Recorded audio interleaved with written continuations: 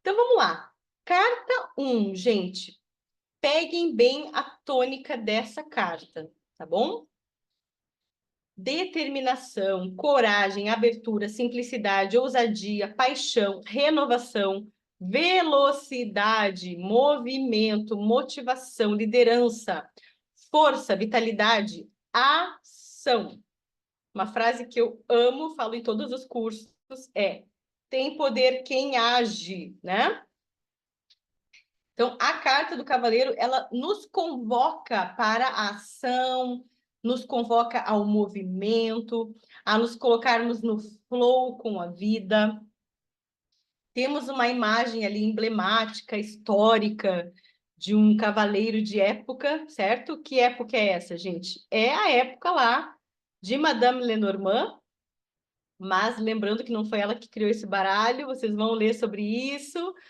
Esse baralho foi lançado aí 2 anos depois da morte dela, e foi lançado na Alemanha, tá? E ela residiu na França durante toda a vida dela. Bom, mas a época, gente, a época é correspondente, certo? Então, o cavaleiro de época, na maioria dos baralhos, vocês vão encontrar um cavaleiro de época. Esse baralho que vocês estão vendo aí é da editora Alfabeto, é uma editora parceira da nossa escola, eles liberam para a gente o uso de todas as imagens aí dos baralhos deles. Então, é um baralho bem bonito, bem legal de ler, mas também temos aqui esse cavaleiro no baralho comum aqui, tradicional, né, que é o mais popularzinho, assim, que é maravilhoso. A gente não é porque o baralho custa R$ 15 que ele é ruim, não, viu? Não tem nada a ver com o valor de preço. Energeticamente funciona muito bem, tá? Mas esse aqui é uma edição que vale a pena. Até porque a gente pode ter coleção de baralho, né, gente?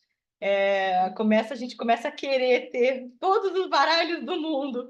E aqui é uma outra versão desse cavaleiro, que é uma carta 1, mas chama O Mensageiro, tá? Então a gente tem ali um cavaleiro. O que é o arquétipo de um cavaleiro? Um cavaleiro, gente, uma pessoa que tem coragem, né? Bravura. A gente vai lembrar aí do que é um cavaleiro, remontar às épocas antigas dos cavaleiros. Os cavaleiros que levavam as mensagens, né? O mensageiro. A gente sabe que nessa época a pessoa ia no cavalo com um pergaminho, com uma carta, com alguma coisa assim, né? Às vezes de uma longa distância também. O cavalo é um animal interessantíssimo de vocês estudarem. É o símbolo do amor.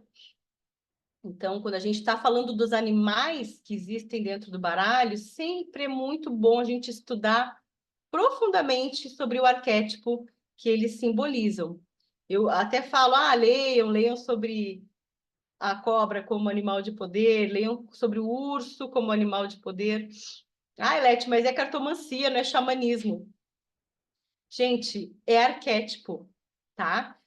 Então, vai ajudar, sim, vocês entenderem sobre isso, estudarem sobre isso.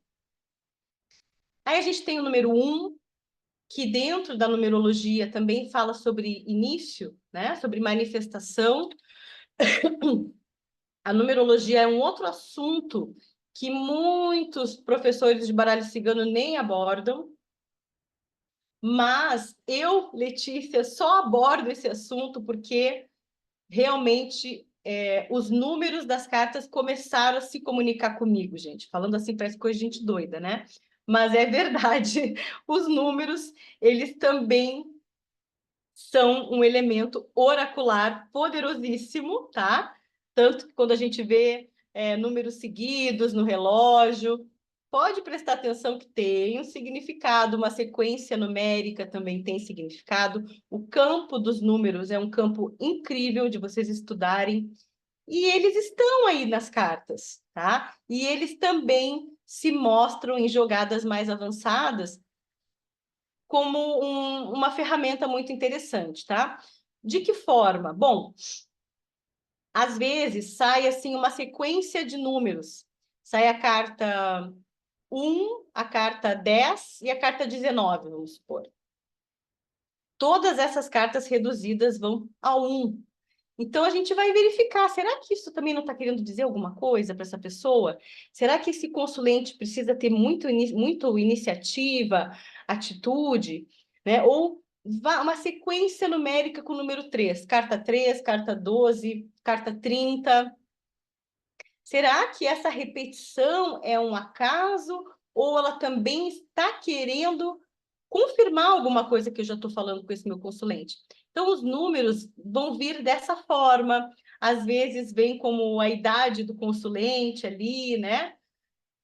Enfim, é surpreendente. E para poder perceber isso, a gente só tem que estar aberto, receptivo a receber alguma mensagem extra que possa derivar da numeração das cartas.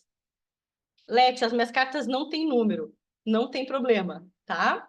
Você vai ler os elementos que você tem aí nas suas cartas. Se você só tem o desenho principal, tá tudo certo, tá?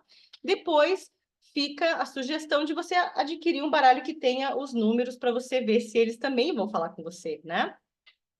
Então, a gente tem ali um 9 de copas. Lá na apostila, vocês vão ter numerologia do 1, numerologia do 9.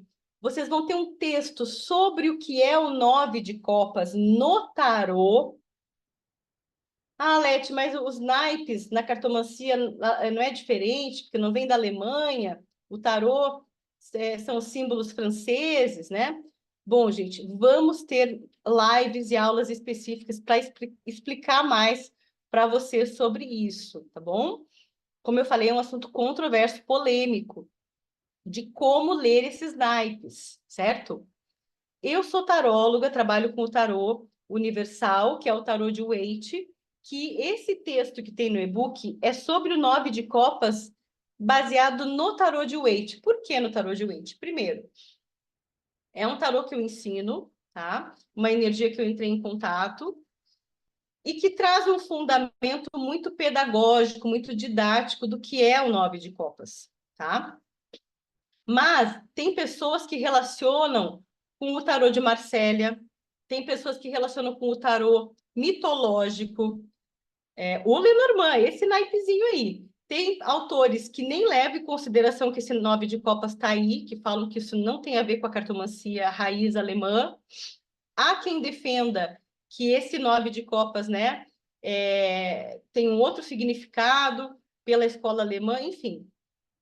Como eu expliquei para vocês, vocês não têm obrigação de saber isso agora, tá? A gente não vai entrar nesse mérito de leitura de naipes nesse curso. Não significa que a gente não vai entrar nisso em algum outro momento, mas está aí na apostila, porque como eu expliquei, essa apostila ela já abrangia o módulo 2. E vocês vão ter uma noção do que é um 9 de copas, tá bom?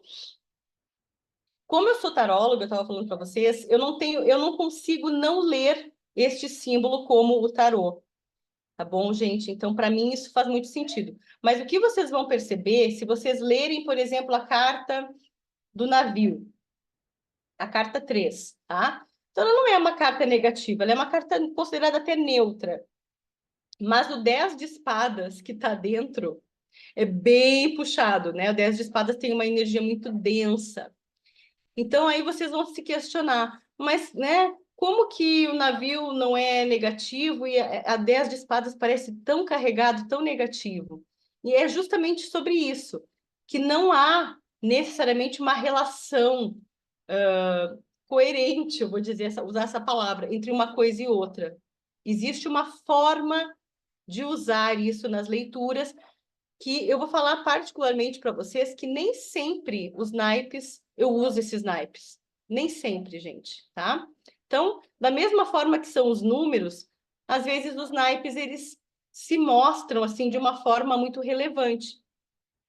E uma forma muito simples de vocês usarem isso agora no começo é entender que copas é um elemento água vinculado ao meu emocional, ao meu afetivo, representa aí, né, na origem do tarô, o clero, tá? Então, assim, aí vai um estudo um pouquinho além, que é muito lindo, o estudo dos naipes, a origem dos naipes. Então, assim, e outra coisa, gente, que naipe foi modificado. Então, cada país aonde as cartas chegaram, meio que os naipes ganharam sentidos diferentes. Cada país fez os seus naipes, vamos dizer assim. Mas os mais famosos são os franceses, certo?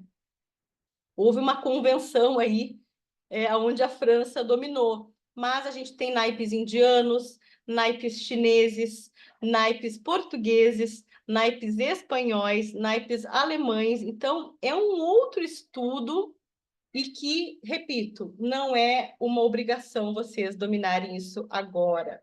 Mas é um mundo e um caminho que a gente vai percorrer ainda aqui na escola, tá?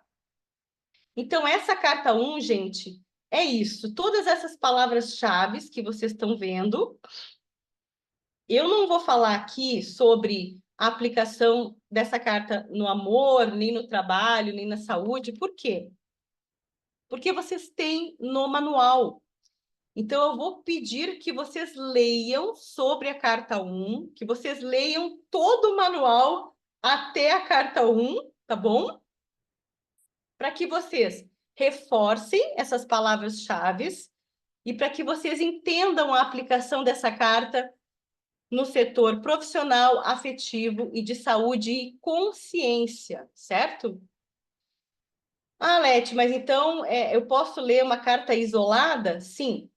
Nós temos uma tradição, de novo eu vou trazer a história da tradição, que quando a gente vai ler o baralho cigano, a gente tem que ler em pares, tem que ler em ideogramas, né?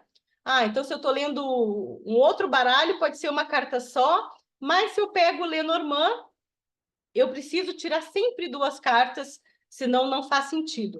Não é por aí, tá? Por quê? Porque você pode extrair, sim, muita informação de apenas uma carta. Por isso que na apostila vai ter lá a aplicação de cada carta em cada setor. Porque eu posso perguntar do meu campo afetivo e tirar a carta do cavaleiro. O que eu vou entender? Olha, tem alguma novidade para mim no meu setor afetivo. Agora, se eu quiser saber mais sobre essa novidade, eu posso me contentar em saber que vai ter uma novidade, que vai ter uma movimentação, que vai chegar alguém diferente, ou que eu tenho que também, né, me movimentar nesse sentido para saber o que eu quero atrair para mim, o que eu quero manifestar, tá? Mas eu posso querer saber mais detalhes. Nisso de querer saber mais detalhes, eu vou tirar a segunda carta, tá bom? E aí, como eu disse para vocês, vocês vão ter que fazer uma composição intuitiva, estratégica, baseada no contexto de vocês, baseada na programação que vocês fizeram, para decodificar essa mensagem a partir de uma combinação, tá?